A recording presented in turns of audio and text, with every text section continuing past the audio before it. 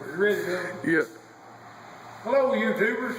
This is Old Man Robinson again. I'm going to show you another engine I promised to do for you a month ago. We're just now getting around to it. This is a Pontiac with a 428. We bored it out to a 436, a 40 over. It's already on YouTube on another site, but I thought you might want to see it again. It's a couple of years ago when I did that. This is a 69 428, like I said, 40 over. It's got a blueprinted Ram Air 4 cam. It's also got Bill Miller aluminum rods. And let me tell you, those rods were expensive. I wanted to do a little bit to it, try to update it, put it in a GTO I had, but I sold the GTO and kept keeping the engine for something later on. So maybe you give me a kind of a guess or an idea, whatever you want to do, whatever you think I should put this engine in, let me know and we'll think about it. But anyway, it's got 69 48 casting heads, 66 GTO tri-power setup, which I really like the tri-powers. Most people don't, but I do. You got the economy of the two barrel and you got the power of the three twos. Now, they worked well in the old days, they work well now. But it's a good engine, it's good and tight, you got a steel crank in it. And like I said, it is blueprinted, it's got, if I can remember, can't remember what kind of pistons it's got in it, but they were made just for this engine. It's a really high compression ratio.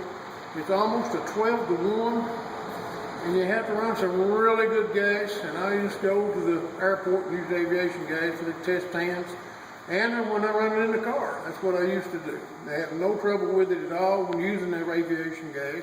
They say it's 100 no lead, or low lead, excuse me, low lead. But it's actually, when you take the test and they take a test on the fuel where they pull up the records, it'll run somewhere around 120, 125 in octane. So that way I don't have to worry about burning a hole in the piston. With ultra high compression engines really do need good gas. People think you can get by on cheaper stuff and you can't. It's caused a problem. We'll start it up. It's been sitting in the office. It's been sitting in the office for 2 years now. And we started it a while ago, make sure it was run.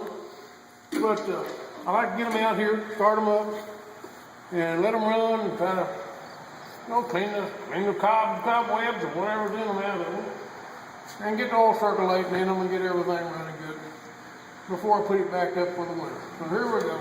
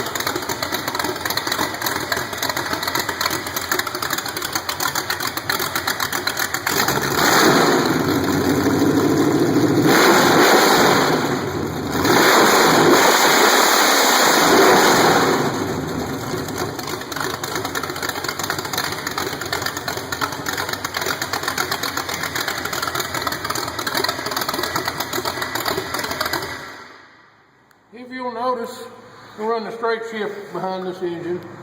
Kind of like the old 4-speed back in nostalgia days, like I was when I was a boy.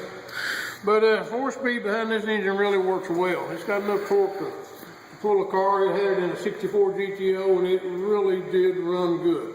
A lot of people were surprised at how it did react. But it's got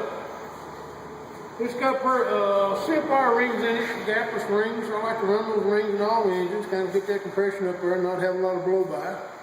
They work good. I'm sure they're not a 100,000 mile ring, but they work good while we're playing with hot rod motors. The headers on this little thing are just off the wall, some cheap stuff I had. It's just a test stand, and we don't have the big fancy 4-tube. We wait and put them on the car. But it's a good little engine. I got big radiator, so we can sit here and run idle all day long if it wants to. And I enlarged the pan, a few little things, just off and on. But let us know what you think about our engine. You might not like it, but I kind of think it sounds pretty good, and I'm a Pontiac man too. You can also look at other videos we have on here with the help of my good friend Bubba on the other side of the camera, the guy that never says anything. Well, we did the Buick and we did the 496 Chevrolet, so look us up on there and give us some comments, and we'll get some laughs out of it or whatever. Thank you. Come back to see us now down here in Kentucky.